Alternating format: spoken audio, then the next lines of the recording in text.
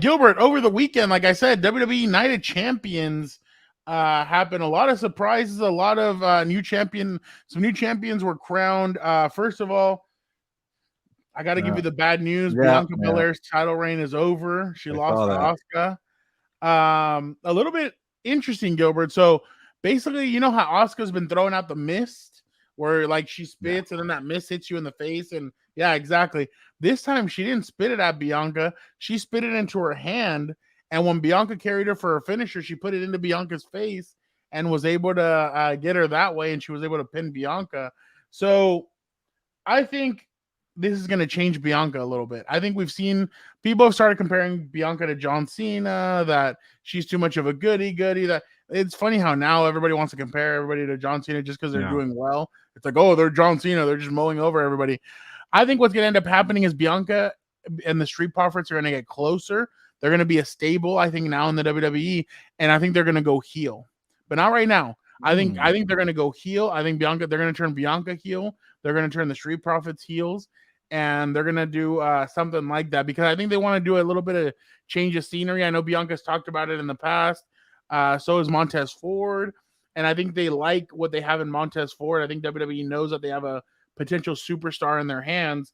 So I think they're going to turn these guys heels, and I think they're going to try and do something with that. Asuka obviously is on Raw. She'll continue as the champion, and we'll see who wins the women's Money in the Bank to see what if it's going to be SmackDown or Raw's champion that's going to be challenged.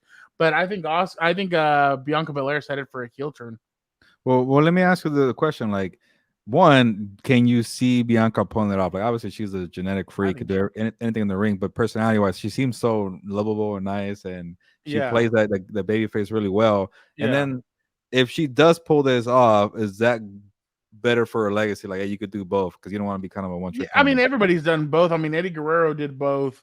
John Cena, I mean, I know people forget, but John Cena did both. Everybody's been able to do both. So I think it'll add to her, like you said, it'll add to her legacy if she's able to do both. Because I mean, babyface you can only do so much. And I told you, I've kind of like Bianca sometimes when she's chasing the belt more than when she's had it, just because I feel like more of her personality comes out. Like the whole sometimes Bianca she does get a little stale with her promos, but I think when she's chasing, she does well. I think because she's on SmackDown now, I think Paul Heyman will work with her a little bit more on her promo as a heel, and that'll definitely help her out. We all know whatever Paul Heyman touches turns into gold. So definitely, I think she's going to help her out. He's going to help her out with that. I told people when a certain individual came over from the UFC, I said they should put Paul Heyman with her. It'll help her out. And nobody listened to me. And that's why you have just garbage sitting over there thinking that she's the baddest woman in the planet. Hey, save it for the later. I'll get that over. So yeah, I want to get that somewhere else. But I think if Bianca gets the right people around her, she can have a successful heel run.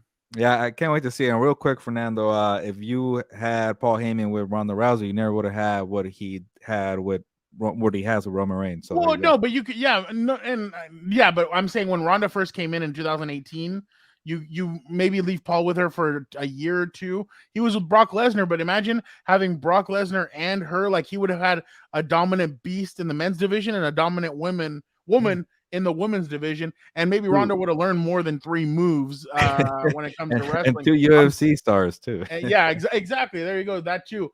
But speaking of Brock Lesnar, there you go. Speaking of Brock Lesnar, Brock Lesnar faced off against Cody Rhodes.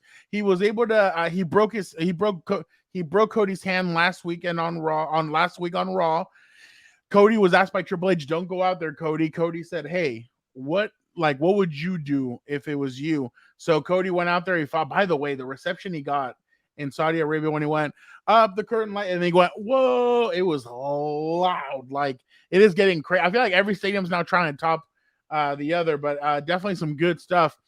Cody ended up getting knocked out by Brock Lesnar. He put him in the Kimura lock and he almost broke his hand, but he almost broke it even more, but he knocked him out and it was a KO. Now, Cody came out on Monday Night Raw and he said, Brock, we need to run this. I'm here. I'm challenging you again. but I don't think Brock Lesnar is going to come out. I think what's going to happen is Cody's going to challenge for the Money in the Bank. We'll see what happens there, but I think Brock Lesnar and Cody Rhodes is now it's 1-on-1, 1-1. Cody won the first one in Puerto Rico. Now Brock has one. I think SummerSlam is where they finish off this story. And honestly, it's been through 2 good matches. I've actually liked their matches. I don't think it's been bad. I think it just obviously it's shorter because we all know Cody could go 30 to an hour. Brock can probably go 15 to 20, 10 to 15. But I like where Cody's headed. This is some adversity. He got knocked out. He lost. I think it's good adversity. Adversity. Yeah. You got it right. For Cody moving forward. So I like the path that Cody's headed, but I would, if I'm WWE, I would not get, by the way, Gilbert, I do have a very dark horse for winning Money in the Bank. But I don't think that he should win Money in the Bank. I think Cody should not win the championships until he goes to WrestleMania. Keep on building him up. I think they're doing what they did with his daddy a while back, where it was that like he gets beaten, he's bruised, he's battered down, and then he ended up rising up. They did it with his dad a number of years ago. I think they're doing the same thing with Cody right now, and I can't wait to see how Cody keeps on building up. Yeah, I kind of like the idea when you first mentioned him winning the Money in the Bank, but then you're right, because like you get the Money in the Bank, it's pretty much always going to cash in and win, and kind of defeats the whole storyline, the build up, and then like WrestleMania is a long time from now, so like when is he going to do it? Like, can you really have it go on for a year? So I guess you're right. Maybe keep doing this, like you've been saying. You're the go-to expert here. It's been 2 good matches. SummerSlam is a big event. Maybe end it out with a trilogy. And it's a good thing for WWE to see. Can Cody handle no matter who you put in front of him? Remember, John Cena, it didn't matter who you put in front of him. He could have a good match with you, me, and Dan and Dago, and it didn't matter who you put in front of him. He'd have a solid match. So I think that's what they're trying to see with Cody. Can we trust him to have it like Roman Reigns right now? And I'll get to that in a minute, but Roman can have a good match with whoever. So that's the thing. Can you have a solid match with whoever they put in front of you? And I think Cody's starting to slowly prove that he can. I mean, I know he's fought big time. He's fought Seth Rollins. He's fought Roman Reigns. He's fought Brock Lesnar. I want to start seeing the WWE kind of put him in a position, maybe give him the United States Championship and have him come out and do what John Cena used to do. Open challenge, have a new guy come out from NXT, from the lower tier guys like Ricochet, some of these guys, and have him wrestle those kinds of guys and see what his level's at. I think that'd be pretty cool. But obviously, if he did the United States Open Challenge, we would be like, oh, John Cena again. Obviously, he's not, but people would say that he's definitely John Cena again. But I just think it'd be a good way to test the metric and see how he's doing. Gilbert, a new champion was crowned at Night of Champions. Seth freaking Rollins ends up winning the heavyweight championship. Now, Gilbert, if you look up the World Heavyweight Championship, yes, this continues from the original championship that they had in 2002. It continues to now. There is no skip. This isn't a new title. It's just the World Heavyweight Championship. Now, here's the problem, though. Seth Rollins is currently filming for the new Captain America movie. I guess he has a big role in the movie because they're saying he's not going to be doing a lot of live shows, which is obviously the shows that they do over the weekend or whatever. He's not going to be able to do those kinds of shows because his movie schedule is so taxing. Gilbert, on Saturday, he had to go first because he had to be back in the United States by Sunday morning to start filming, to keep on filming Captain America. So he had to go first. Becky Lynch went second against Trish Stratus. And as soon as they were done, they got on the private jet and they flew back to the United States because they needed to get Seth to where he was going to film for Captain America. So as of right now, Seth said he's going to be on every single Monday Night Raw moving forward, that this isn't going to hamper his schedule, but I'd have to think he is going to get slowed down a little bit. Now, remember, Seth has been an advocate saying, oh, well, Roman doesn't come out every single week and Roman doesn't do this. Now you're starting to get a little bit of this shine. If Seth does great in this Captain America movie, it could really open up a lot of doors for him to do more acting. So that's why I tell people, when John Cena did it to The Rock, when Batista did it to The Rock and John Cena, when guys start talking, I'm like, wait until you get those opportunities. you won't be talking as much. And now you're starting to notice Seth Rollins has kind of jumped off that a little bit because now he's starting to get movie roles. And hey, like I said, I think it's a big move. It's a big role because Seth has, I think for the next 3 months, he's going to be busy filming this movie. But I'm glad he got the championship. Saudi Arabia started chanting, "You deserve it." That was definitely awesome to see. And I think Seth definitely deserves it. He's been a workhorse. He hasn't won the championship in over 3 years. So it's good to see him finally have some recognition. I know you're a big fan of Seth Rollins. So definitely good to see him get the recognition that he deserves. Yeah, he's been on a tear lately. And I think you asked the question, who should be next to kind of chase these titles because Roman's been holding both for such a long time. We both mentioned Seth Rollins. So, I'm glad he got it. I hate that new heavyweight belt, whatever you want to call it, championship belt. I hate it because he was holding it up. I'm like, what is that thing? Is it AEW belt? You're right, Fernando. It looks exactly the same there. So when I see MJF carrying it, I'm like, whose belt is it? So overall, he does deserve it. And then it's going to be curious to see what he does with the schedule there. And I also want to see how he does as an actor because, he has a lot of character and charisma. So I've been wondering who's going to be that next WWE superstar to turn to Hollywood, and we'll see how he does in both areas as a champion and then in the movies. Yeah, no, I can't wait to see it, Gilbert. And then obviously Sami Zayn and Kevin Owens end up defeating Roman Reigns and Solo Sikoa. I only say defeating because if it wasn't for Jimmy Uso coming in and super kicking your tribal chief, he would have the tag team championships right now. And honestly, I'm kind of over Sami Zayn and Kevin Owens, to be honest. Like, as a tag champs, I kind of wanted to see Roman win just to piss off all the fans and him carry 4 championships. Like, that would have just been, to me, that's just me being a heel and loving the heel. That would just, Roman having 4 championships would have been the bread and butter to everything. But obviously, WWE wasn't going to do that.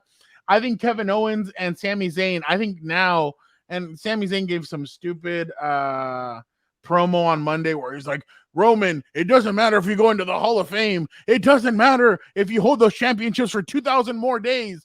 You're going to know that we broke the bloodline.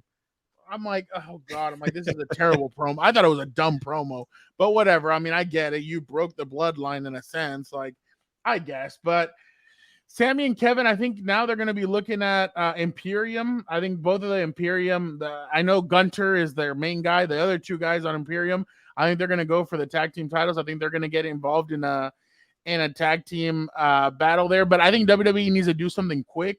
They need to separate those 2 titles from Kevin Owens and Sami Zayn. SmackDown needs its own. Raw needs its own. Stop unifying them. Split them apart. But yeah, Sami Zayn and Kevin Owens, congrats. You did what you said. Supposedly you said you did what you were going to do. If it wasn't for the Usos, you wouldn't have. You would have lost because your tribal chief, Gilbert, was getting ready to take those championships. But I just want to commend Roman Reigns for a second, though. And I know a lot of people give him crap, and a lot of people are they used to give Cena crap, but Roman Reigns has now elevated Sami Zayn.